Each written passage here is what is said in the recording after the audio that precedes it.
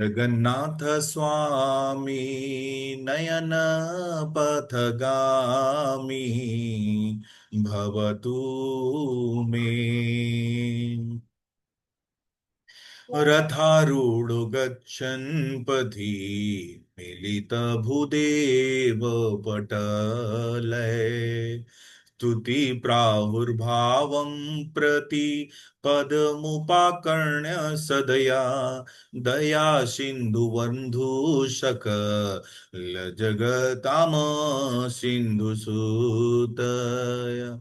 जगन्नाथ स्वामी नयन पथगामी भवतु मे। परं ब्रह्म पीडा कुवलयदलोत्फुल्लनयन निवासी नीलाद्रो निहितचरणोऽनन्त शिरसि रसानन्दिराधासर सवपुरालिङ्गन सुख जगन्नाथ स्वामी नयन पथगामी भवतु मे।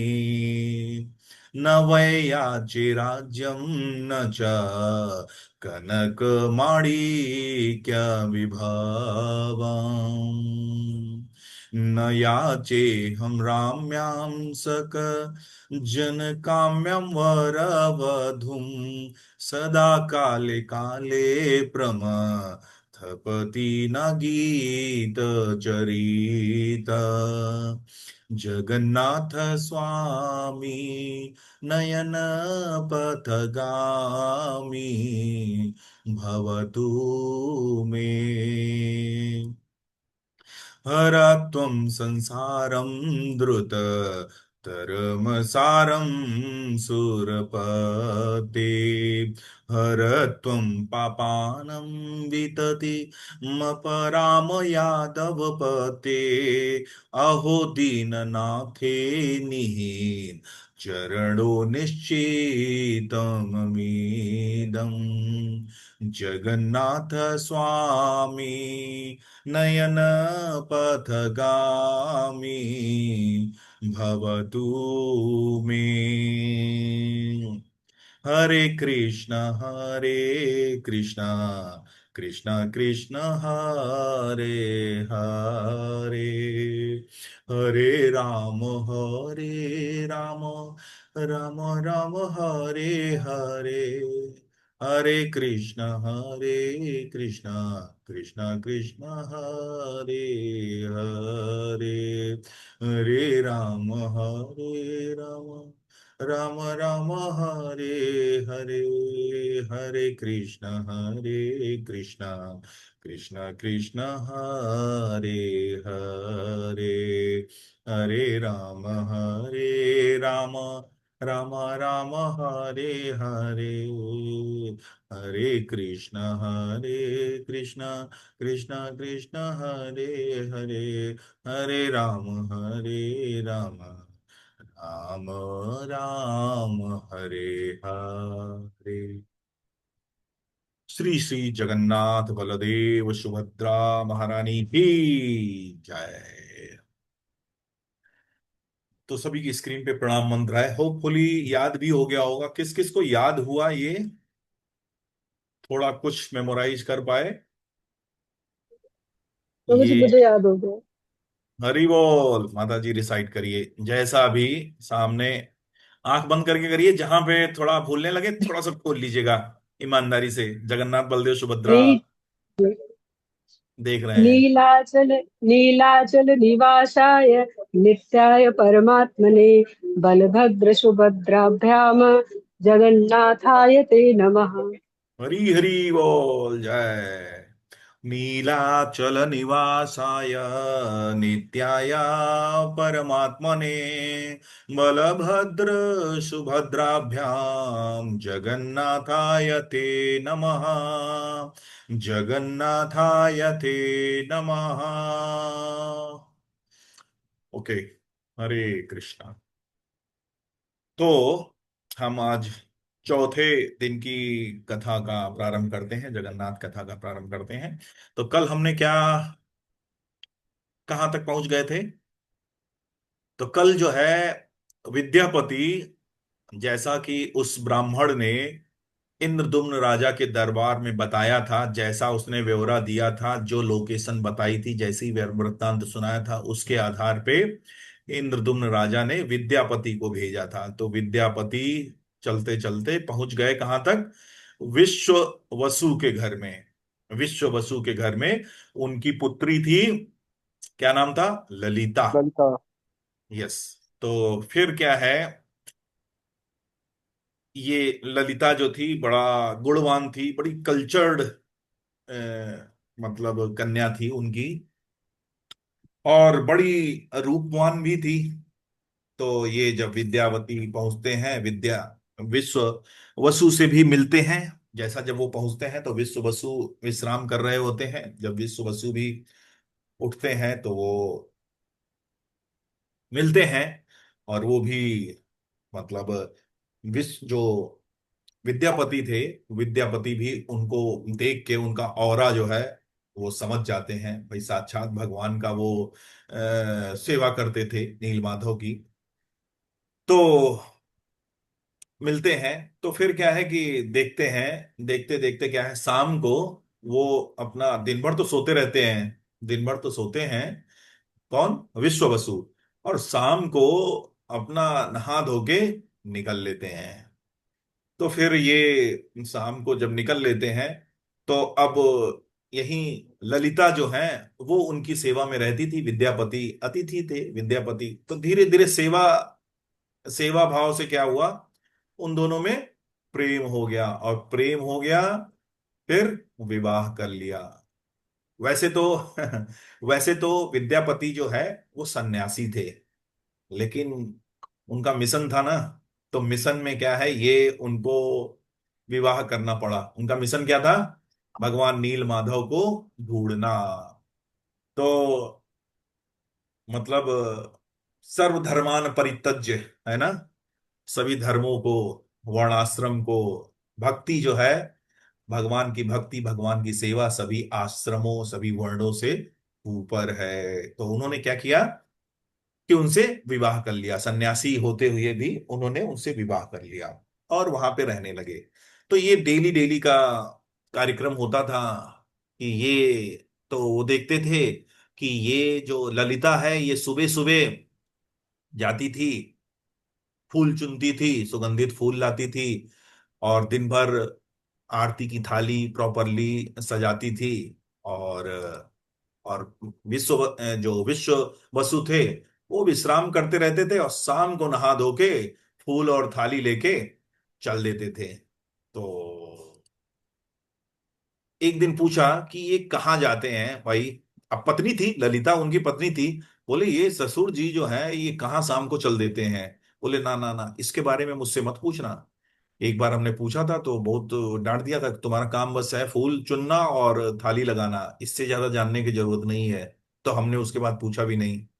तो आप सोचे कि विद्यापति बोले कि ये तो बड़ा कठिन है, अब यहाँ तक तो आ गए, और अब हम, और वहां पे क्या था कि अब कह दो कि वो खुद क्यों नहीं जा सकते थे? रास्ता तो अगर उनके पीछे चले जाते, रास्ता पगडंडी होती है। तो वहां पे जो सबर लोग थे वो जो नील माधव के पास जाते थे, वहां पे एक पर्टिकुलर पगडंडी पे नहीं जाते थे, क्योंकि एक रास्ते पे एवरीडे चलने से क्या है, एक पगडंडी बन जाती है। ये चीज समझ रहे हैं आप? एक ही बैलगाड़ी एवरीडे निकलेगी वहां से तो वो पगडंडी बन जाती, गांव में हम देखते हैं पगडंडी बन जाती है। लेकिन वहां पे क्या करते थे, वो एवरी टाइम अलग अलग रास्तों से जाते थे, जिससे कोई एक पगडंडी नहीं बनी थी। पगडंडी होने का मतलब कोई भी फूलों को, कोई भी वो सुगंध, वो अरोमा, वो एम्बियंस को पीछा करता करता करता नील माधव के पास पहुंच सकता था। क्योंकि जैसे ही महानदी क्रॉस की थी विद्यापति ने, तो उनको क्या है, चारों तरफ सुगंध आने लगी थी। जैसे ही वो संघ क्षेत्र, पुरुषोत्तम क्षेत्र में पहुंचे थे, उनको क्या है, सुगंध आने लगी थी, घंटियों की आवाज सुनाई देने लगी थी। लेकिन वो वहां पहुंच नहीं पाए थे। क्यों नहीं पहुंच पाए थे? क्योंकि कोई पगडंडी नहीं था, घने जंगल थे वहां पे। वहां सवर्ण जाति के लोग ही वो सब जानते थे कैसे कहाँ जाना है। तो अब क्या हुआ? अब क्या किया जाए? विद्यापति तो बस एक ही उनके पास हथियार था। कौन? ललिता, पत्नी।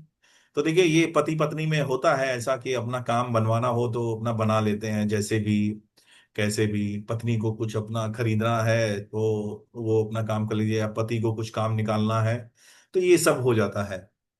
तो फिर उन्होंने ललिता को ही बड़ा सुबह से सेवा करना, आज चलो हम भी तुम्हारे साथ फूल चुनने चलते हैं, चलो हम काम करते हैं। ललिता समझ गई कुछ मतलब है, लेकिन उसको ये सब अच्छा लग रहा था। तो ये 3-4 दिन तक विद्यापति करते रहे। और फिर जब धीरे धीरे यूज टू हो गई ललिता कि चलो अच्छा है हम अकेले ये सब कर देते, अब हमारे पति देव भी जो है हमारा हाथ बटाने लगे। तो फिर एक दिन, जब कई दिन बीत गए इस तरीके से, तो एक दिन पूछ लिया विद्यापति ने कि अपने पापा से कहो हमको भी ले जाए। अरे हम तुम्हारे पति हैं, कोई हम बाहर के थोड़े ना हैं, हमको भी ले जाए। बोले ये तो बड़ा कठिन है, लेकिन थोड़ा इमोशनली ब्लैक मिल गया। देखो तुम हमसे प्यार नहीं करती हो, क्या हम क्या हम वहां क्या चुराने की चीज है? जो हम खुद ब्राह्मण है, हमको क्या चाहिए? हमको पैसा या कोई मान प्रतिष्ठा? हम वहां पे जाके क्या कोई चोरी तो कर नहीं सकते हैं। और मैं समझ गया तुम्हारा बस प्यार यही है, दिखावे का है। तुम जब हमारी बात नहीं मान, मतलब उन्होंने जितना एफर्ट लगा सकते थे, जितना टिपिकल एक पति लोग करते हैं, उन्होंने पूरा जोर लगा दिया। तब फिर उन्होंने कहा ठीक है, हम बात करते हैं। तो अब हालांकि ललिता के लिए भी थोड़ा डिफिकल्ट था। तो ललिता भी अब आए पिताजी, तो पिताजी से बोला कि जो विद्यापति हैं हमारे पति परमेश्वर, वो भी दर्शन करना चाहते हैं।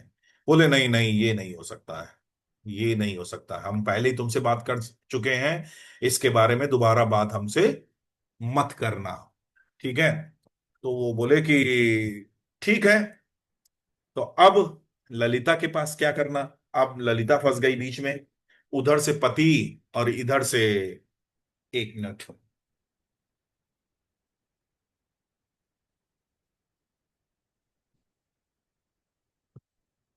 उधर से पति और इधर से पिताजी, पिता और पति के बीच में फंस गई। तो ललिता ने फिर कहा ठीक है, ठीक है। बस बिना बहस किए हुए चली आई। और वो आराम से, अब सुबह हुआ, कोई फूल नहीं चुनना, स्ट्राइक पूरा बोल दिया कि अब कुछ कोई काम नहीं, ना थाली बनी भाई। विश्व वसु क्या करते थे? आते थे, विश्राम करते थे, प्रसाद पाते थे, महाप्रसाद जो वहां से लाते थे, पूरा घर का वही भोजन होता था और पाते थे। शाम को नहाए धोए, बोले कहाँ है थाली, कहाँ है फूल, कहाँ है? तो अब तो नील माधव की जब सेवा में व्यवधान पड़ा, तो ये तो उनके लिए बड़ा डिफिकल्ट था। अब अब विवशता, जैसे कहते नहीं कि माँ बाप अपने बच्चों से ही हार जाते हैं। तो फिर उनको फाइनली क्या हुआ कि ठीक है, ठीक है, हम तुम्हारे पति को, विद्यापति को ले जाएंगे अपने साथ।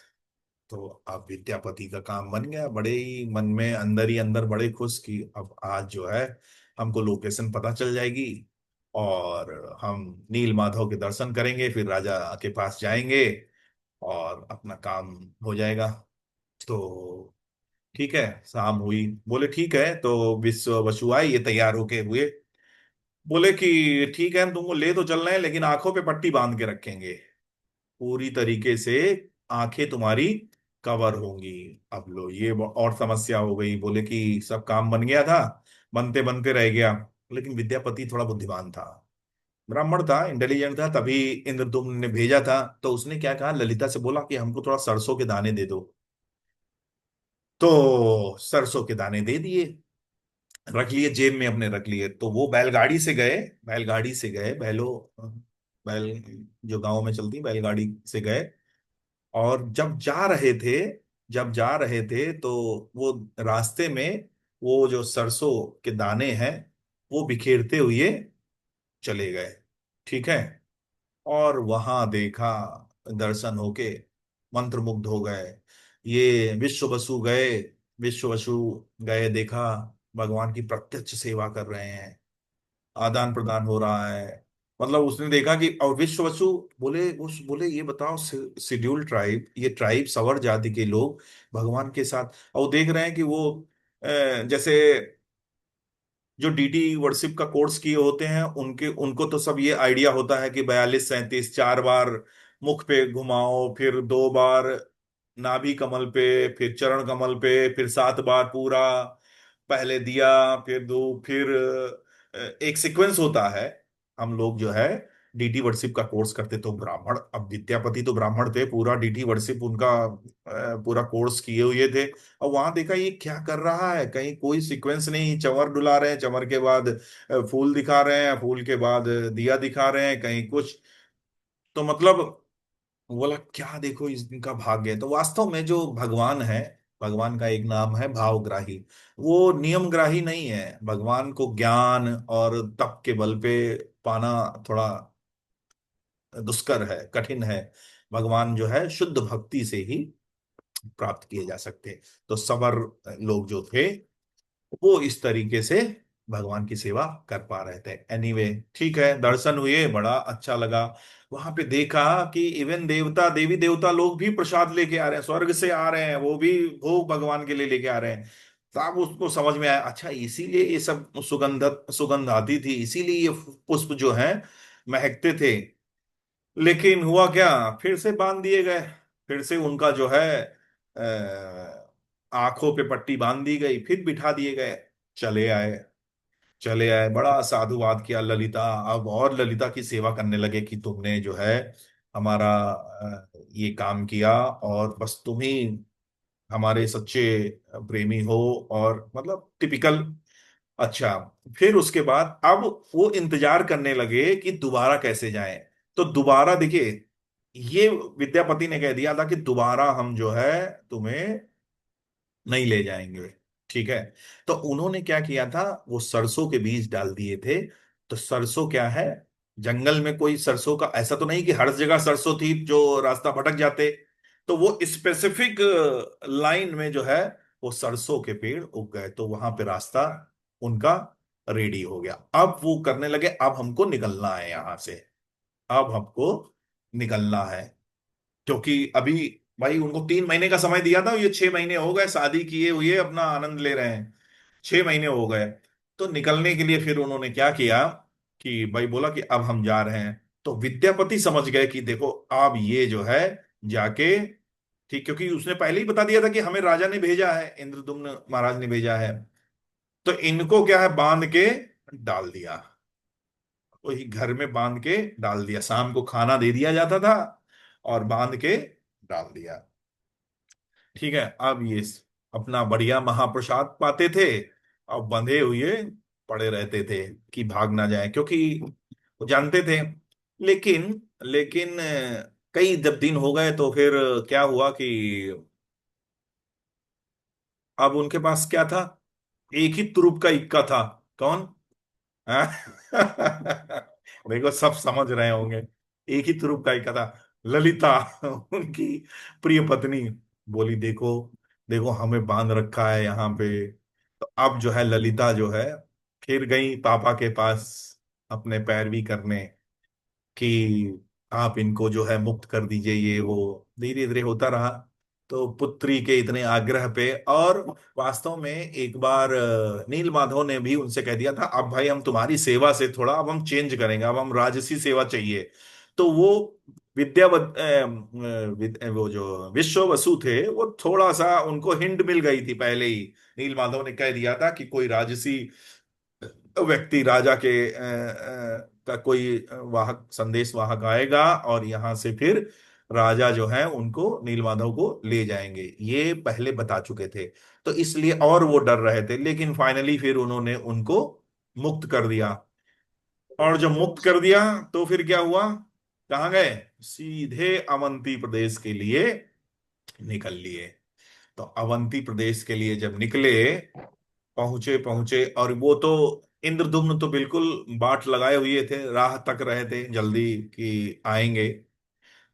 और वो पहुंचे, जैसे ही पता चला इंद्रदुम्न को कि विद्यापति आ चुके हैं, तो 3 से वैसे भी 6 महीने हो चुके थे। उनकी आतुरता बढ़ती जा रही थी। जिस प्रकार से उस ब्राह्मण ने उनको डिटेलिंग दी थी, और वो वर्षों से इंतजार कर रहे थे भगवान के दर्शन के लिए, तो वो बिल्कुल भाव विभोर हो गए। इमीडिएट हमको जो है लाओ, इमीडिएट हमको फटाफट लाओ। राजा इतने प्रसन्न हुए, बिल्कुल गदगद हो गए। बड़ा राज्य में पूरे सब जेवरात और ब्राह्मणों को दान और ये सब शुरू कर दिया। ठीक है।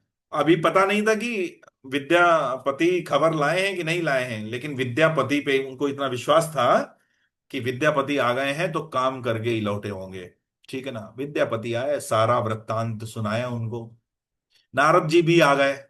नारद जी भी तभी, बिना वीजा के नारद जी तो कहीं भी अपना आया जाया करते हैं, फ्री। तो नारद जी भी जब आ गए वहां पे, नारद जी ने भी सुना। तो नारद जी ने क्या किया, और थोड़ा भक्ति, प्रहलाद महाराज की, ध्रुव महाराज की भक्ति के वृत्तांत बताए, और उनको जो है समझाया। ठीक है ना। अब क्या है कि उनका जो है रुचि के लेवल से भाव के लेवल पे पहुंचे, प्रेम भक्त मतलब बहुत टॉप मोस्ट लेवल पे पहुंच गए। इतने गदगद हो गए। उन्होंने कहा कि चलो भाई हम सब चलेंगे, हम सब चलेंगे। और जनता उनसे इतना प्रेम करती थी, उनकी प्रजा इतनी प्रेम करती थी, बोली हम भी चलेंगे। ठीक है ना। हम भी चल, अब सोचिए जरा, अभी हम यात्रा में जाते हैं, क्या करते हैं, यात्रा में जाते हैं तो अपना होटल वोटल पहले बुक कर लेते हैं, अटैच लैट्रिन बाथरूम वाला, एसी वगैरह हो, है ना, क्वीन बेड और किंग बेड, ये सब देख लेते हैं नंबर ऑफ पर्सन के हिसाब से, कि 10 लोग जा रहे हैं, 20 लोग जा रहे हैं, 50 लोग जा रहे हैं। अभी यहाँ पे पूरा का पूरा शहर चल दिया, धाम यात्रा में राजा के साथ चल दिया। ठीक है ना। अपना अपना सामान बांधा, अपनी अपनी बैलगाड़ी ली और चलने को तैयार। तो वहां पे कोई होटल नहीं बुक करना था। वहां पे कौन, ना कोई ऐसा होटल। अभी सोचो जरा, एक होटल है, एक होटल में 1100 वैकेंसी है, और एक ही गांव के 1100 लोग आ जाएं अगर उस होटल में, क्या होगा? गेस करो जरा, अपने बुद्धि से कोई लोग गेस करके बताए क्या होगा। उस होटल को बर्बाद कर देंगे। आप आपने कभी अनुभव किया है, बस अगर बस में एक ही घर के, एक ही साथ के 15 लोग चढ़ जाएं, देखो वो बस में जो है ना, दबंगई करेंगे, वो अपने हिसाब से काम करेंगे। ठीक है ना। एक ट्रेन में अगर, इवन मतलब ये सबके लिए, अभी अगर एक बस में जो है, अ, मेरा एक अनुभव है, बीटेक में कर रहा था, तो मैं चढ़ा, तो उसमें कॉलेज जाने के लिए बस ही यूज करते थे। तो उस बस पे चढ़ा, तो उसमें बस में बहुत कम लोग थे। ठीक है। तो बस में बहुत कम लोग थे, करीब 25-30 लोग होंगे। और जब मैं चढ़ा, तो मैं उसमें तीसरा लड़का था। तीन लड़कों में मैं था, और बाकी सब लड़कियां थी। तो बाकी सब लड़कियां थी, मतलब हम कॉलेज नहीं जा पाए, हम तीनों को उतरना पड़ा। वो इतना हुड़दंगाई कर रही थी, इतना हूटिंग हम लोगों को कर रही थी, क्योंकि वो मेजोरिटी में थी ना, वो मेजोरिटी में थी, तो हम लोगों को, हम मतलब नहीं कुछ कर पाए, भाई वहां से उतरना पड़ा। वो इतना मजे ले रही थी, ये आप समझ लीजिए जैसे। तो अभी क्या है, सोचो, अब पूरा का पूरा शहर, पूरा अवंती ने उनके साथ चल दिया कि हम भी चल रहे हैं, तो कौन सा होटल वहां देता? लेकिन कौन देता है? प्रकृति। प्रकृति होटल प्रोवाइड करेगी। अभी क्या है, ये लोग जो है भाई 10-10 15-15 किलोमीटर चलते थे दिन में, शाम के टाइम अपना टेंट कहीं जहां पे भी होटल तैयार कर लेते थे, रेडीमेड बिल्कुल। जहां पे देखा नदी है, नदी बह रही है, बाग बगीचे हैं, और बस वहीं पे अनाज अपने साथ रखते थे, वहीं पे शाम को टेंट लगा लेते थे, और वहीं पे होटल तैयार। तो इस तरीके से चले चले चले बिल्कुल। और वहां पे जनसंख्या क्या, लाखों करोड़ों लोग। और इवन जब वो चलना शुरू किए, तो आगे भी कहीं कोई मिलता रहता था, उसके भी इंटरेस्टेड लोग वो सब चले थे, हम भी चल रहे हैं नील माधव के दर्शन, भगवान के दर्शन हम करने, बंद कर दो भाई, भगवान के दर्शन करने हम चल रहे हैं। तो वहां पूरा मेला, और जहां पे रुकते थे पूरा मेला, मतलब मेला पूरा पूरा साथ चल रहा है। तो सबसे पहले कहाँ पहुंचे? महानदी। सबसे पहले जैसे विद्यापति कहाँ पे पहुंचे थे, पहला हॉल्ट लिया था महानदी पे। तो बस एंट्रेंस, भुवनेश्वर के एंट्रेंस पे, तो विद्यापति जो है, सॉरी, राजा जो है, तो उनका तंबू लगाए गए, और वहां पे रुके। ठीक है। अब रुके, तो वहां के लोकल राजा वगैरह भी, क्योंकि ये छत्रपति थे, पूरे पृथ्वी के राजा थे, तो सारे जो लोकल राजा थे, सारे अलग अलग प्रांत के राजा जो हैं, वो सब इनके अधीन थे। तो वो भी उनसे मिलने आए। ठीक है। और वहां पे राजा क्या है, नारद जी भी साथ में थे। नारद जी भी इस यात्रा में थे। पूरा भक्ति का प्रवचन, कीर्तन, नृत्य और प्रसाद, महाप्रसाद, बिल्कुल सब चल रहा है साथ में। जहां भक्त है वहां तो कीर्तन और प्रसाद और फीस्टिंग तो होना ही है।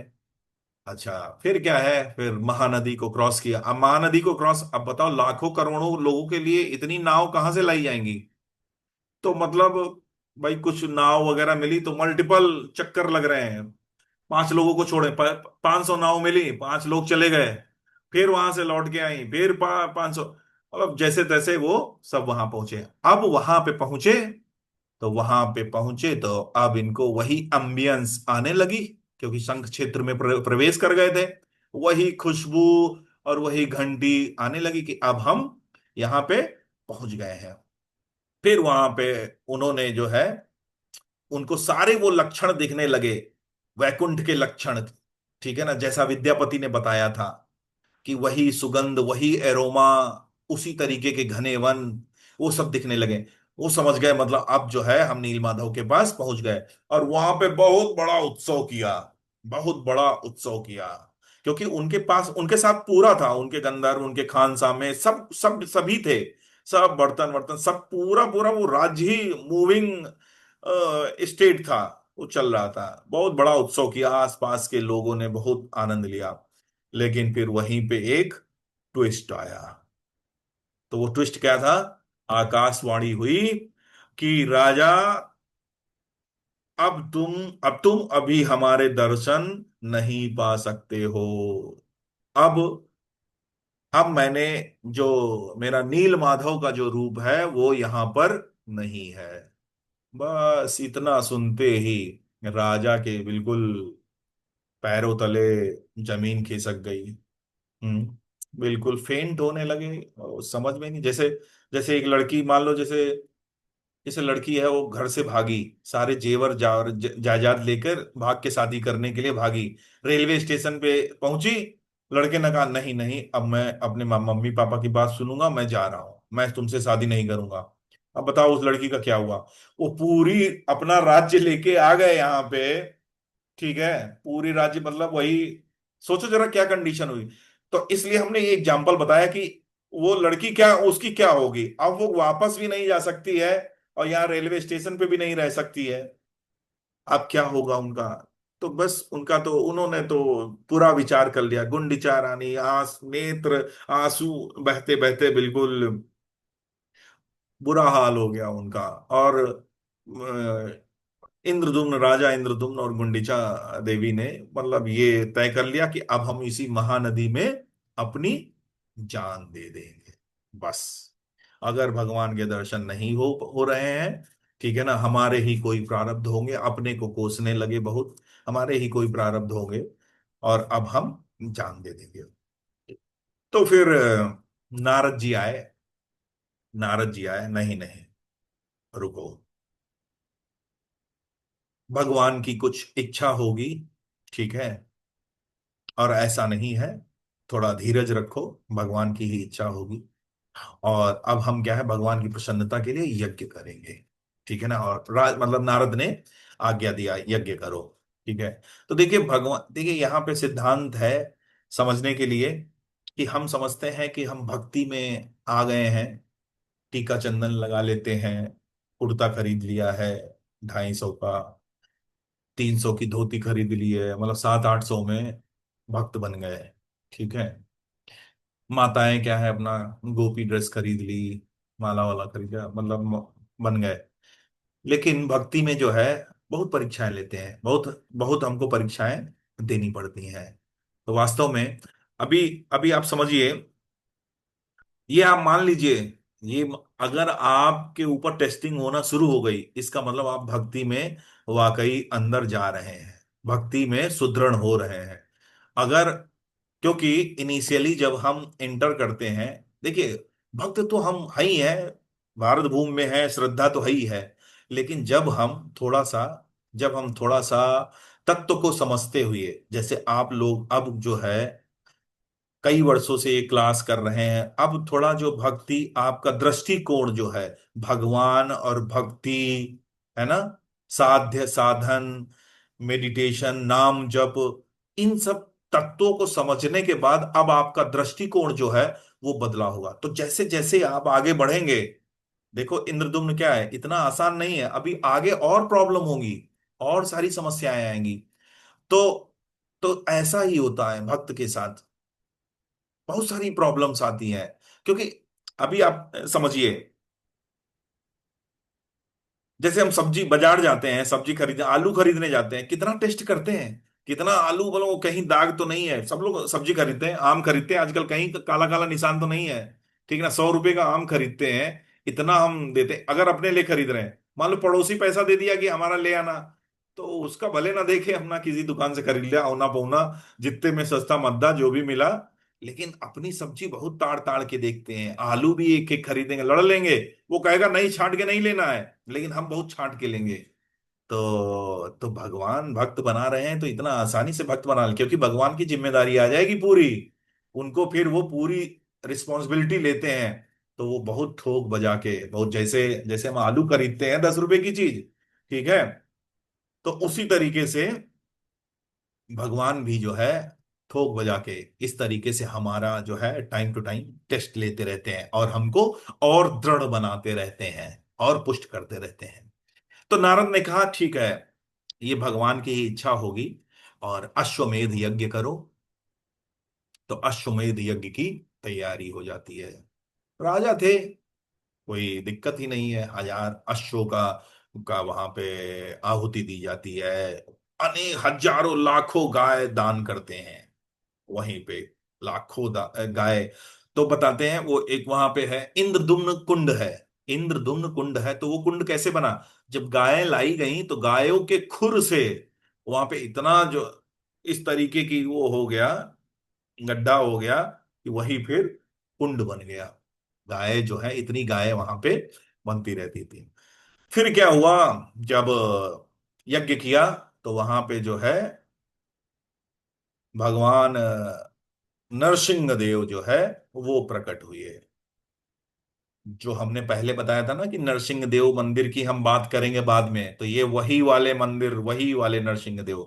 तो ये भी स्वयंभू जो नरसिंह देव हैं, शीर संघ के शीर्ष क्षेत्र में, वो जो है वो भी स्वयंभू विग्रह है, वो जगन्नाथ जी से पहले आए हुए हैं। वो जगन्नाथ जी के प्रकट होने से पहले वहां प्रकट हुए। तो जब उनके प्रयासों से, इंद्रदुम्न के प्रयासों से नरसिंह देव प्रकट हुए, तो इंद्रदुम्न भी, सभी प्रजा, सभी लोग जो हैं प्रसन्न हुए, बहुत प्रसन्न हुए कि ठीक है, भगवान आए हैं, अब थोड़ा सा जो है अपने को संभाल पाए। सब बड़े खुश थे, बड़ा सब नाच रहे थे, क्योंकि भगवान प्रकट हुए वहां पे। स्वयंभू विग्रह है नरसिंह देव के, आप लोग गूगल करना, देखना वहां पे, ठीक है। और फिर से एक आकाशवाणी होती है। अब ये आकाशवाणी जो है, ये इंपॉर्टेंट आकाशवाणी है। कहते हैं कि राजन, अब मैं, भगवान कहते हैं अब मैं नील माधव के रूप में दर्शन नहीं दूंगा, अब मैं परम गोपनीय एक विशेष दर्शन होंगे जिसका शास्त्रों में कहीं वर्णन नहीं है। हरि बोल, श्री श्री जगन्नाथ बलदेव सुभद्रा महारानी की जय। तो आप बोले कि मैं एक विशेष दर्शन, विशेष रूप से विशेष दर्शन दूंगा जिनका शास्त्रों में कहीं कोई वर्णन नहीं है, ठीक है। आप जाइए, ये जो महानदी समुद्र में जहां पे मिलती है वहां पे जाइए, और उस क्षेत्र में आपको एक काष्ठ खंड मिलेगा, काष्ठ मतलब सूखी लकड़ी, ठीक है ना, और उससे श्री विग्रह आप कार्विंग करवाइए, बनेंगे, उसमें हम विशेष दर्शन देंगे। तो संस्कृत में काष्ठ को कहते हैं दारू, संस्कृत में कहते हैं काष्ठ को दारू, सूखी लकड़ी है। दारू मतलब वैसे तो हम हिंदी में दारू को दारू, वो दारू भी समझते हैं, पीने वाली दारू, लेकिन ये संस्कृत में सूखी लकड़ी को काष्ठ बोलते हैं, ठीक है ना। तो तो दारू ब्रह्म के रूप में हम अब दर्शन देंगे। ठीक है। तो उससे क्या है, अ, विग्रह बनाइए और इस प्रकार से हम प्रकट होंगे। तो सब बड़े प्रसन्न हुए, पहुंचे सब। ठीक है, कहाँ, अभी कितना टाइम हो गया, 43, 43। ठीक है। तो वहां पे पहुंचते हैं, देखने जैसा जैसा लोकेशन बताया था, महानदी जहां पे समुद्र में मिल रही थी, वहां पे सब पहुंचते हैं, चारों तरफ बड़ा उत्सुकता से देखने लगते हैं, देखने लगते हैं। देखते रहते, कहीं कुछ नहीं दिखता है। लेकिन फिर इंद्रदुम्न को एक बड़ी सी लकड़ी, एक बड़ी सी जो है दारू ब्रह्म जो है, वो दिखते हैं, ब्लैक कलर की मोटा मोटा लक्कड़ जो है वो बहता हुआ आ रहा है। और वो सब देख के बड़े प्रसन्न होते, क्योंकि वो साक्षात भगवान ही होते हैं, जैसा आकाशवाणी हुई थी कि दारू ब्रह्म उसी से भगवान का प्राकट्य होगा। तो अब आगे ये, फिर वो कैसे समुद्र से निकाले जाएंगे, फिर उनसे कैसे विग्रह बनेंगे, और ये विशेष दर्शन का क्या कथा है, ठीक है, ये सब हम डिस्कस करेंगे। कल तो संडे है, कल संडे शाम को तो लव फीस्ट है, तो हम इसको मंडे में डिस्कस करें, मंडे में बात करेंगे। ठीक है ना, अंतिम सत्र होगा मंडे में। और वैसे ये 5 दिन का तो सेशन हो गया, लेकिन जगन्नाथ जी की बहुत सारे भक्तों, जगन्नाथ जी के भक्त भक्त भी हैं, वहाँ बहुत सारे लोकल टेम्पल हैं, बहुत सारे भक्तों के साथ खूब लीलाएं की है। तो वो भी कभी समय अगर होगा, इसी तरीके से प्लान करके उसको हम लोग कर सकते हैं। श्री श्री जगन्नाथ बलदेव सुभद्रा मैया की जय।